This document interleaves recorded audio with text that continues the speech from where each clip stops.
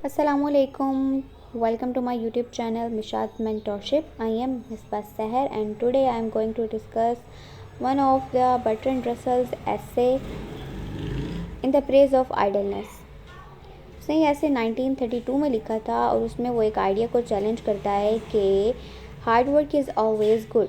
वो कहता है कि hard work is not always good और रिवॉर्डेड।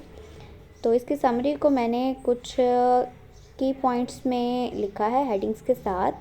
हेडिंग्स के साथ लिखने का ये फ़ायदा होता है हमें कि हमें उसकी सीक्वेंस याद रहती है और किसी भी चीज़ की समरी को याद करने के लिए ये बेस्ट तरीका है ताकि हम जो है पॉइंट्स को ऊपर नीचे ना कर दें।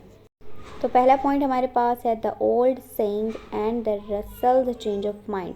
पहले तो वो कहता है कि मैं भी इसी बिलीफ के साथ बड़ा हुआ हूँ कि जो काम करना है, सख्त मेहनत करना वो बहुत अच्छा है, लेकिन वक्त के साथ साथ फिर जाके उसका ये जो पॉइंट ऑफ व्यू है वो चेंज हो जाता है।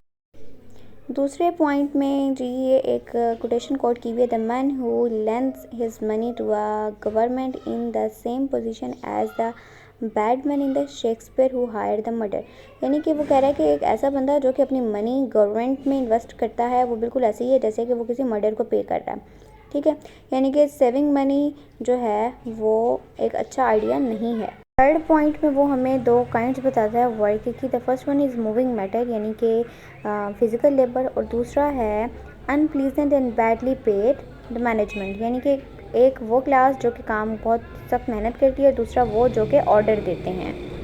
उसके साथ ही वो एक तीसरी क्लास की बात भी करता है कि जो कि यूरोप में तो पाई जाती है लेकिन अमेरिका में नहीं पाई जाती, और यहाँ पे वो लैंड ऑनर्स की बात कर रहा है। अगला पॉइंट है the historical origin of the work ethic.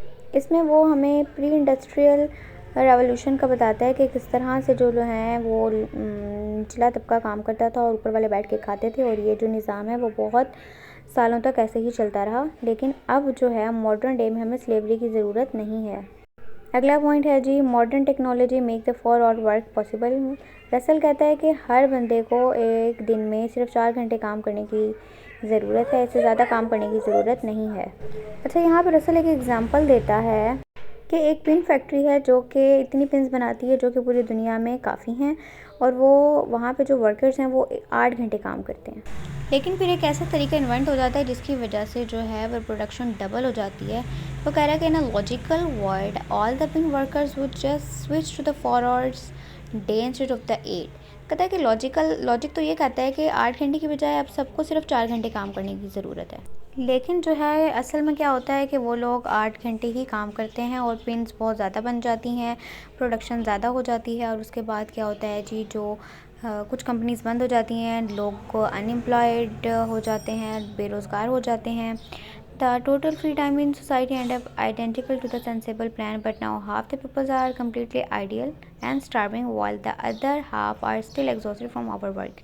यानी कि कंपनियां बंद हो गई हैं, आधे लोग जो हैं वो बेरोज़गार हो गए हैं और आधे लोगों को ज़्यादा काम करना पड़ रहा है। तो वो कह रहा है कि ये कोई अच्छी बात नहीं है, जबकि सबको इस तरह करना चाहिए था कि अगर प्रोडक्शन ज़्यादा हो गई है तो 8 घंटे की बजाय सिर्फ 4 घंटे काम करें और खामोशी से अपने घर चले जाएं और अपना फ्री टाइम इंजॉय करें क्रिएटिव चीज़ों में, खुश रहने में और अपने साथ वक्त गुजारने में। चलिए अगले पॉइंट में वो कहता है an old duchess once said what do the poor want with holidays they ought to work. तो गरीब लोगों को छुट्टियों की क्या ज़रूरत है। Russell says the people are less strong today but the same attitude remains. Russell कहता है कि लोगों का बिहेवियर चेंज हो गया है लेकिन सोचते अभी भी वो यही हैं। अगला है 7th पॉइंट हमारे पास Russians mistake. The Soviet Union glorifies the manual labour just as in the past the rich people did.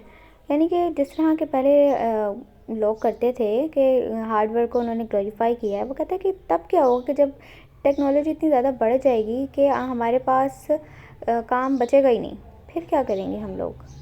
अगले पॉइंट में वो बेनिफिट्स बता रहा है 4 घंटे काम करने के। वो कह रहा है कि डॉक्टर नई मेडिसिन के बारे में पढ़ सकेंगे, टीचर्स भी अच्छे तरीके से बच्चों को पढ़ा सकेंगे। यानी कि अगर हमारे पास फ्री टाइम होगा तो हम उसको अपनी जो बेहतर स्किल्स है उसको बेहतर करने के लिए इस्तेमाल करेंगे। अच्छा जी, कंक्लूजन में हम देख लेते हैं कि इसने रसल ने क्या बातें की हैं इसमें। ऐसे में Russell ends up in his essay with the hope modern technology has given us a possibility to ease and security for all. Instead, we choose the overwork for some and starvation for others. He says, in this we have been foolish, but there is no reason to go on being foolish forever. The main lesson of the essay is that the work is not virtue in itself.